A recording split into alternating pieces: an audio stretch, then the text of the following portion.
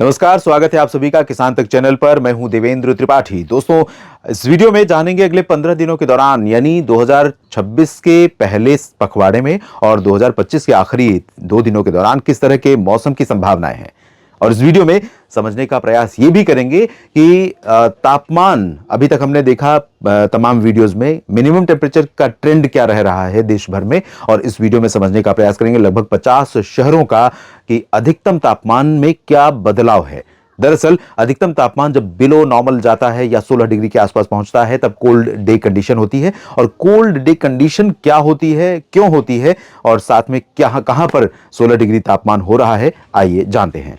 तो अधिकतम तापमान की सूची में 48 शहरों का हमने डेटा लिया है। 48 शहर इसलिए क्योंकि ये टेम्परेचर का मार्क मैंने इसलिए दिखाया 17 डिग्री, क्योंकि 16 डिग्री या उससे नीचे के जो तापमान होते हैं वो खासतौर पर दिन के तापमान वो कोल्ड डे कंडीशन के होते हैं। और इसी वजह से मैंने आपको ये डेटा दिखाने का प्रयास किया। तो इसमें इस लिस्ट में आप देखेंगे ज्यादातर उत्तर प्रदेश के ही हैं। बुलंदशहर उत्तर प्रदेश, धुबरी असम, जलपाईगुड़ी पश्चिम बंगाल, कानपुर उत्तर प्रदेश और मुरादाबाद उत्तर प्रदेश, रोहतक हरियाणा, चंडीगढ़, कूच बिहार, प्रयागराज, मेरठ, शिलोंग, छपरा, फोर्ब्सगंज, डाल्टनगंज, ग्वालियर, अमृतसर, आप सभी जगहों पर देख सकते हैं 17 डिग्री से नीचे ही तापमान है। 16.9 3 जगहों पर, 16.8 2 जगहों पर, 16.7 2 जगहों पर, 16.6 16.5, और इस तरह से तापमान लगातार नीचे की तरफ ही जा रहा है। अब आगे बढ़ते हैं और देखते हैं किस तरह की परिस्थितियां हैं। इस डाल्टनगंज की हमने स्थिति देखी, अमृतसर पंजाब की स्थिति देखी, जहां पर जो तापमान है वो पहुंचा है 15.6 डिग्री सेल्सियस, यानी यहां पर भी कोल्ड डे कंडीशन पिछले 24 घंटों में दर्ज की गई है। दिन में कड़ाके की ठंड या दिन में इस तरह का तापमान का गिरना, आप जानते हैं वजह क्या है, बादल रहना या फिर कोहरे का लगातार प्रिवेल करना। बरेली उत्तर प्रदेश में 15.6 और इतना ही तापमान हरदोई में रिकॉर्ड किया गया। शाहजहांपुर उत्तर प्रदेश, जम्मू कश्मीर और दतिया मध्य प्रदेश 15.1 रहा है। बनिहाल और पाक्योंग में, बस्ती में उत्तर प्रदेश में 15 डिग्री सेल्सियस 15 डिग्री ही रहा। वाराणसी में, बाबतपुर पर और वाराणसी शहर में 14.9। गया बिहार में, गया जी में आप देखिए 14.8 14.7 डिग्री सेल्सियस तापमान। मालदा पश्चिम बंगाल और पटना में रिकॉर्ड किया गया। यानी बिहार और पश्चिम बंगाल के कई हिस्से यानी पूर्वी भारत के हिस्सों में कोल्ड डे कंडीशन हो रही है। आजमगढ़ उत्तर प्रदेश 14.6 और इतना ही तापमान दर्ज किया गया। भागलपुर और पूर्णिया में, कलिम्पोंग दार्जिलिंग में, उत्तर प्रदेश कलिम्पोंग दार्जिलिंग जो है वो पश्चिम बंगाल में है, उत्तर प्रदेश गलती से लिखा है। यहां पर 14.5 डिग्री पारा रहा। 14.4 रहा सबौर भागलपुर बिहार में। सुपौल में 14.3 और गोरखपुर कोहिमा में 14.2 14 डिग्री सेल्सियस तापमान 3 जगहों पर रहा। कोहिमा नहीं, गाजीपुर, नजीबाबाद और पंतनगर। गाजीपुर, नजीबाबाद उत्तर प्रदेश, पंतनगर उत्तराखंड। अलीगढ़ में आप देख सकते हैं तापमान दर्ज किया गया 13.8 और इतना ही तापमान दर्ज किया गया है 2 और जगहों पर, हिमाचल में मनाली में, मुजफ्फरपुर बिहार में। मोतिहारी में 13.5 13.3 श्रीनगर में, काजीगुंड में 13.2 और बहराइच में उत्तर प्रदेश में 12.8। तो मैदानी भागों में सबसे लोवेस्ट टेम्परेचर पिछले 24 घंटों में बहराइच उत्तर प्रदेश में रहा है। इसके नीचे या कहें कि इसके ऊपर अगर कम तापमान की श्रेणी में है कोई तो गुलमर्ग है जो जम्मू कश्मीर का। तो यहां पहाड़ों पर तो तापमान इस तरह से रहता है। दोस्तों, ये तो रही तापमान की स्थिति जिसके बारे में चर्चा की, और अधिकतम तापमान का डेटा बेहद जरूरी था देश भर के तमाम लोगों की नजर में पहुंचने के लिए। और अब क्या परिस्थितियां देश भर में रहेंगी मौसम की, आइए इस वीडियो में समझने का प्रयास करते हैं। अगर इस विंड चार्ट को हम गंभीरता से देखें तो यहां पर पाएंगे कि दक्षिण के क्षेत्र में परिवर्तन तो पहले से ही था। उत्तर में भी दक्षिण की हवा जब आनी शुरू हुई तो पंजाब और हरियाणा, चंडीगढ़, दिल्ली तथा राजस्थान और मध्य प्रदेश के पश्चिमी क्षेत्रों में कुछ जगहों पर मैक्सिमम टेम्परेचर गिरना शुरू हुआ। मैक्सिमम तापमान, अधिकतम तापमान तभी गिरता है जब एटमॉस्फेयर में कोई ऐसे अनवांटेड एलिमेंट हो, जैसे पोल्यूशन के पार्टिकल, धुंध, कोहरा, कुहासा या फिर बादल। तो इस स्थिति में क्या होता है, धूप का असर नीचे कम पहुंचता है और अधिकतम तापमान गिरने लगता है। और पश्चिमी दिशा की हवा का प्रभाव अगर हम देखें तो ड्राई विंड्स जो चल रही थी उसका प्रभाव अभी कम हुआ है, क्योंकि उत्तर भारत के पहाड़ों पर WD है। पश्चिमी विक्षोभ जब तक यहां प्रिवेल करेगा ये पश्चिमी दिशा की हवा कमजोर रहेगी, लेकिन इसके बावजूद ये उत्तर प्रदेश और बिहार पर लगातार अपना प्रभाव दिखा रही है। और यही वजह है कि बहराइच में 12 डिग्री सेल्सियस के करीब पहुंचा दिन का तापमान, यानी 24 घंटों में 12 डिग्री से ऊपर तापमान जा ही नहीं सका। तो ये इसीलिए हो रहा है क्योंकि ऊपर से कोहरे की लेयर है जो धूप को नहीं आने दे रही है, और नीचे से पश्चिमी दिशा की ठंडी शुष्क हवाएं चल रही हैं जो मिनिमम टेम्परेचर को लगातार नीचे लेकर जा रही है, यानी कड़ाके की ठंड का कारण बन रही है। तो इसी वजह से ये परिस्थितियां देखने को मिल रही हैं। इस बीच दक्षिण भारत के क्षेत्रों पर बादल बढ़ने शुरू हुए हैं।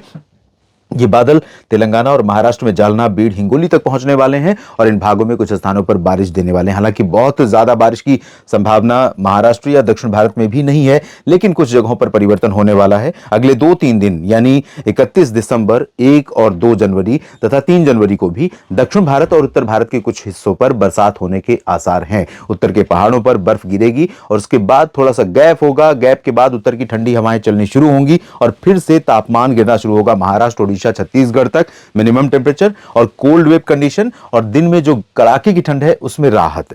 दिन में राहत इसलिए मिलेगी कि जब ड्राई विंड चलेगी तो ये एटमॉस्फेयर को क्लीन करेगी और फिर से लोगों को बड़ी राहत यहां पर मिल सकती है। मिनिमम टेम्परेचर के भी आंकड़े आपको कुछ जगहों के दिखा देते हैं। गुलमर्ग में 0 से 1.6 डिग्री नीचे तापमान दर्ज किया गया, जबकि डाल्टनगंज में 0.6 डिग्री सेल्सियस, 0.9 डिग्री डाल्टनगंज, ये अनबिलीवेबल है मेरे लिए। डाल्टनगंज झारखंड में है, इसको एक बार क्रॉस चेक करना पड़ेगा। 0.9 डिग्री पारा का होना यानी पाला पड़ने की स्थिति। श्रीनगर में 1 डिग्री तापमान, काजीगुंड में 1.4, 2.1 भुंतर में रहा, 2.9 सुंदरनगर में, नौगांव में 3 डिग्री, 3.1 डिग्री उमरिया में, मनाली में 3.3 और 3.5 डिग्री अंबिकापुर छत्तीसगढ़ में दर्ज किया गया। हिसार में कल 2 डिग्री के थोड़े आसपास ही तापमान पहुंचा था हरियाणा में, और ये आशंका थी कि यहाँ पर शीतलहर के साथ साथ पाला पड़ने की आशंका पैदा हो सकती है, बन सकती है। लेकिन आज थोड़ा सा तापमान यहाँ बढ़ा है, जबकि आप डाल्टनगंज का डेटा आपने देखा तो वो बहुत ही नीचे रहा।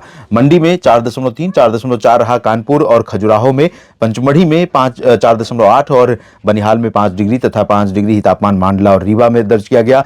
यानी रीवा में जो कल 9 डिग्री सेल्सियस तापमान पहुंच गया था 29 दिसंबर को, 30 दिसंबर को फिर गिरा है। फुर्सतगंज में उत्तर प्रदेश में 5.2, मुक्तेश्वर में 5.2 और सतना में भी इतना ही तापमान दर्ज किया गया। रांची में तापमान दर्ज किया गया है 5.4, 5.5 रहा है शिलोंग में, भोपाल में 5.6, 5.7 दतिया में, मलंजखंड में 5.8। तो दिन और रात दोनों तापमान कई जगहों पर कम रिकॉर्ड किए जा रहे हैं। पेंड्रा रोड में 6 डिग्री सेल्सियस तापमान दर्ज किया गया, साथ ही फुलबनी और शिवपुरी में और झारसुगुडा में 6.2। तो ओडिशा तक भी तापमान नीचे जा रहा है। क्या अलर्ट है अगले 3 दिनों के लिए देख लेते हैं, 30 दिसंबर, 31 दिसंबर और 1 जनवरी को। तो येलो अलर्ट है फॉग और शीतलहर का उत्तराखंड में, साथ में इधर बिहार में, बिहार के साथ छत्तीसगढ़। लेकिन बिहार में कोल्ड डे कंडीशन का अलर्ट है। ये सूरज इसके साथ दिखाई पड़ रहा है इस थर्मामीटर के साथ, तो इसका मतलब है कि ये यहाँ पर दिन में तापमान गया जी हो या पटना हो, वैशाली हो, दरभंगा हो या मोतिहारी, सिवान, गोपालगंज, चंपारण, अधिकांश जगहों पर यहाँ तापमान बिलो नॉर्मल रहेगा, 16 डिग्री से कम रहेगा या 16 डिग्री के आसपास रहेगा, तो कोल्ड डे कंडीशन रहेगी। पूर्वोत्तर में सभी जगहों पर कोहरे का अलर्ट है, यहाँ शीतलहर का अलर्ट है ओडिशा के भागों में, और कोहरे का भी उत्तर प्रदेश से पंजाब तक इन सभी भागों में कोहरे का ऑरेंज अलर्ट, यानी मध्यम से घना कोहरा जो यहां पर एयर, रेल, रोड ट्रैफिक को डिस्टर्ब कर सकता है। और साथ में उत्तर प्रदेश में कोल्ड डे कंडीशन भी है और कोल्ड वेव कंडीशन भी है, यानी दिन और रात दोनों समय मिनिमम और मैक्सिमम टेम्परेचर सामान्य से काफी नीचे रहेंगे।